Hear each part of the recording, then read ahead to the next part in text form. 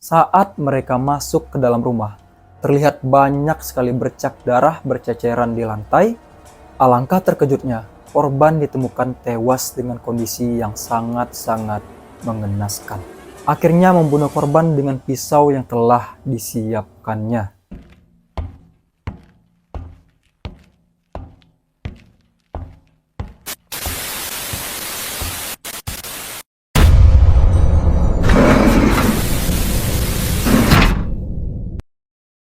Hera Barkados Lars, Beni Madam Ranabi, host Keldini, selamat datang di channel aku.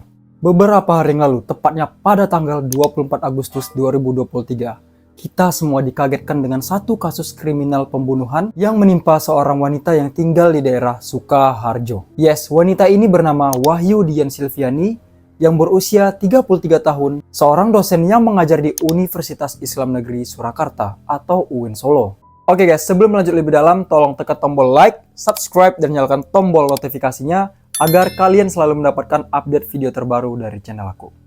Oke, let's go! For your information guys, Wahyu Dian Silviani adalah seorang wanita yang berasal dari Mataram, Nusa Tenggara Barat. Korban ini merupakan seorang anak dari guru besar Universitas Mataram, yaitu Profesor Muhammad Hasil Tamzil. Dia juga pernah dinobatkan sebagai presenter terbaik dalam konferensi internasional di UGM Yogyakarta. Sebagai informasi lebih lengkap lagi guys, ternyata Wahyu Dian Silviani atau korban ini diketahui adalah seorang lulusan S1 Universitas Mataram dengan jurusan ilmu kimia. Kemudian nih guys, dia melanjutkan studi S2-nya di jurusan Environmental Science di Macquarie University, Australia. Nah, yang lebih luar biasanya lagi nih guys, saat korban sedang berkuliah S2 di Australia, dia pernah mendapatkan penghargaan Australia Award. Awesome. Dan guys, yang lebih luar biasanya lagi adalah korban Wahyu Dian Silviani ini dipercaya atau diberi tugas atau diberi amanah oleh Rektor UIN Raden Mas Said Surakarta untuk merintis Fakultas Ilmu Sains dan Teknologi. Wow. So, siapa sih pelaku dari kasus pembunuhan kriminal yang sangat-sangat biadab ini? Nah, pelaku dari kasus pembunuhan ini ditangkap 12 jam setelah laporan kasus pembunuhan ini dilaporkan. And yes, pelaku ini adalah seorang tukang bangunan yang dipekerjakan oleh korban untuk merenovasi rumahnya sendiri. Nah, korban ini bernama Dwi Ferianto, berusia 23 tahun, merupakan warga desa Tempel, Kecamatan Gatak, Kabupaten Sukoharjo. Ada yang orang Gatak di sini? Nah guys, usut punya usut, ternyata pelaku Dwi Herianto ini sudah bekerja kurang lebih 1 bulan untuk merenovasi rumah korban. So, gimana sih kronologi dari kasus kriminal pembunuhan yang baru-baru terjadi ini? Padahal kan si pelaku ini bekerja di rumah korban yang sedang direnovasi. Dan juga si pelaku ini bisa dikatakan masih muda lah ya, berumur 23 tahun.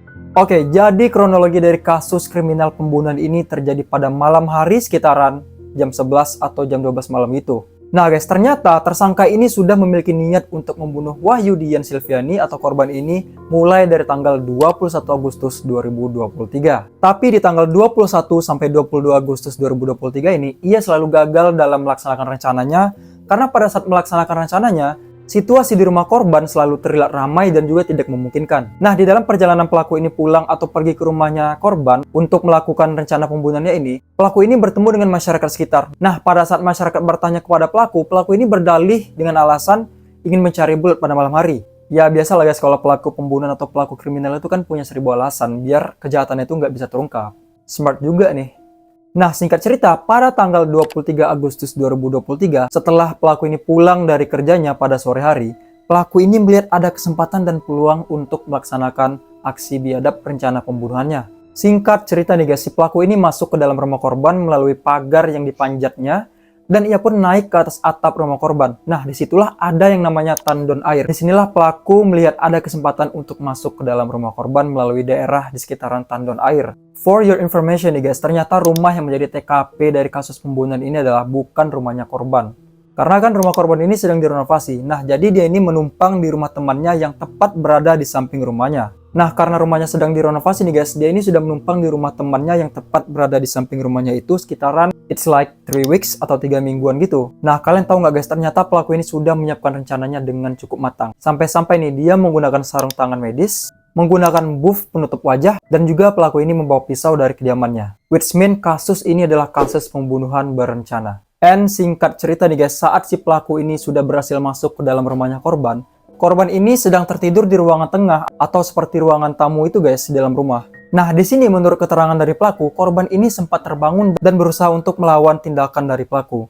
Namun, pelaku yang sudah kalap dan sudah gelap mata akhirnya membunuh korban dengan pisau yang telah disiapkannya. Setelah nih guys, pelaku ini berhasil membunuh korban Wahyudian Silviani, pelaku ini membersihkan tubuhnya dari bercak-bercak darah. After that guys, pelaku ini kan sudah berhasil membunuh korban nih. Dia pun kabur melalui pintu depan dan memanjat pagar dari rumah korban. Nah, sesampainya di rumah, pelaku ini melepaskan baju yang digunakannya untuk membunuh korban tadi yang udah kena bercak darah.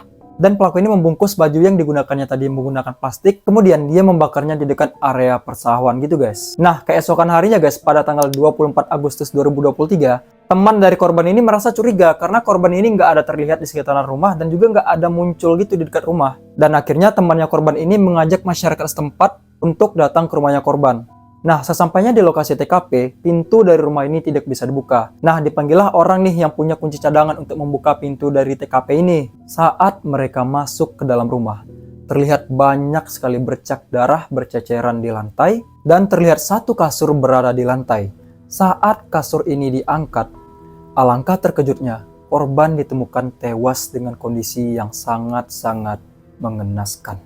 Dan guys, setelah dilakukan autopsi kepada korban, hasil pemeriksaan menunjukkan terdapat lebam di bagian paha kanan, luka tusukan di bagian dada kanan korban, luka bacok di bagian pelipis kiri hingga ke kanan, dan juga beberapa sayatan di tubuh korban. Nah, namun nih guys, tidak terdapat tanda-tanda kekerasan seksual pada dirinya korban. Dan guys, setelah dilakukan pemeriksaan investigasi lebih dalam lagi, berdasarkan hasil pengungkapan kasus, polisi menemukan beberapa jumlah barang bukti dari kasus pembunuhan, seperti pisau yang telah digunakan pelaku untuk membunuh korban yang sebelumnya nih dibuang korban di Sungai Gatak, namun dapat ditemukan kembali dengan bantuan tim SAR, kasur dan selimut dengan bercak darah, laptop, abu dari bekas pembakaran pakaian yang digunakan pelaku untuk menghilangkan jejak bukti, handphone milik korban, sandal jepit, bantal dengan bercak darah, rambut korban, dan juga kendaraan atau motor dari si pelaku guys. By the way, keren juga ya tim SAR bisa nemuin barang yang udah dibuang ke sungai gitu. Menurut keterangan dari pelaku sendiri nih guys, motif dari kasus pembunuhan ini adalah si pelaku ini merasa sakit hati karena katanya korban pernah mengatakan pelaku bahwasanya pekerjaannya tidak beres. Nah, menurut pengakuan dari pelaku juga nih guys, ternyata korban ini pernah mengatakan bahwasanya pelaku adalah tukang bangunan yang amatiran. Nah, disinilah mulai muncul rasa dendam dan sakit hati terhadap korban. Tapi nih guys ya, ada yang janggal dari kasus ini. 20 hari sebelum kasus pembunuhan ini terjadi, adiknya korban, Fatin Nabila Putri, bersaksi atau memberi keterangan bahwasanya pada tanggal 3 Agustus 2023, mereka merasa ada hal-hal yang mencurigakan nih guys. Fatin dan kakaknya mendengar suara langkah kaki orang, langkah kaki manusia, sedang berada di atas atap rumahnya. Sehingga nih guys, mereka pun merasa takut dan berusaha untuk mengusir orang yang berada di atas atap itu dengan cara menyetel musik dengan keras, dan juga mereka ini batuk dengan pura-pura gitu guys. Nah, menurut keterangan atau kesaksian dari Fatin, adiknya korban, kakaknya ini, si korban, sangat was-was hingga dia mencari pisau dan si Fatin sendiri mencari cutter guys di rumah. Ya, untuk jaga-jaga lah, untuk melindungi diri lah gitu kan. Setelah nih guys, aku cari tahu lebih dalam lagi terkait kasus kriminal pembunuhan ini. Ayahnya korban, Profesor Muhammad Hasil Tamzil, bersaksi atau memberi keterangan bahwasanya korban ini nggak mungkin berkata hal yang membuat orang sakit hati. Ayahnya pun bersaksi bahwasanya korban ini adalah orang dengan tipe yang tidak banyak bicara, nggak banyak bicara gitu guys. Menurut kesaksian atau keterangan dari rekan kerjanya korban nih guys, yang bernama Ika Feni, korban ini adalah seseorang yang memiliki sifat ramah, sopan, dan juga lembut. Tak hanya sesama dosen atau sesama rekan kerjanya juga nih guys, korban ini juga memiliki attitude atau perilaku yang baik kepada mahasiswanya, seperti sopan, ramah, dan perilaku baik lah pokoknya guys. Nah, sampai-sampai nih guys, rekan kerjanya korban yang bernama Ika Feni ini bersaksi, banyak mahasiswa yang bercerita bahwasanya korban ini adalah orang yang sangat sopan dan tidak segan dan nggak segan untuk minta maaf guys. So, kalau kita pikir-pikir lagi nih guys, motif pelaku untuk membunuh korban ini sangat berlawanan, sangat bertentangan dengan kesaksian orang dekat atau rekan kerjanya korban. Di satu sisi, si pelaku ini bersaksi bahwasanya korban pernah berkata hal yang membuat pelaku sakit hati. Sementara nih guys, di satu sisi, menurut kesaksian orang dekatnya korban, korban ini adalah orang yang baik. So, who knows the truth? Oke guys, as always, setiap pelaku kasus kriminal, especially pembunuhan, bakalan diberi balasan atau hukuman yang setimpal sesuai dengan apa yang mereka lakukan, dan juga sesuai dengan hukum atau undang-undang yang berlaku di negara kita, Indonesia. So, pelaku ini dijerat pasal 340 KUHP atau pasal 338 KUHP atau pasal 339 KUHP atau pasal 365 ayat 3 dengan maksimal ancaman hukuman mati. Oke guys, pelajaran nih yang bisa kita ambil dari kasus kriminal pembunuhan ini adalah kalau nih kita mendapati perilaku buruk orang lain kepada kita, we need to be patient. Kita harus bersabar, berhati besar, berpikiran positif. Jangan sampai karena emosi atau amarah sesaat menguasai kita, kita bertindak di luar batas atau di luar yang bisa kita kontrol di dalam diri kita. Karena nih guys, hal ini bisa berujung fatal untuk kehidupan kita, untuk orang di sekitar kita. And also nih guys, untuk kita semua nih, untuk aku juga, kita harus menjaga mulut kita, because lidah itu lebih tajam daripada pedang, than a sword. Buat apapun itu, semoga korban Wahyudian Sylvia ini ditempatkan di sisi terbaik Allah Subhanahu wa Ta'ala. Mari kita kirim doa untuk mendiang. Semoga amal ibadahnya diterima Allah Subhanahu wa Ta'ala. Dan juga untuk keluarga korban dan juga kerabat-kerabatnya korban, semoga tabah untuk menghadapi takdir ini. In the next video, kalian ingin aku membahas putar apa? Silahkan komen di kolom komentar guys. I hope you enjoy this video today. Guru Syurus.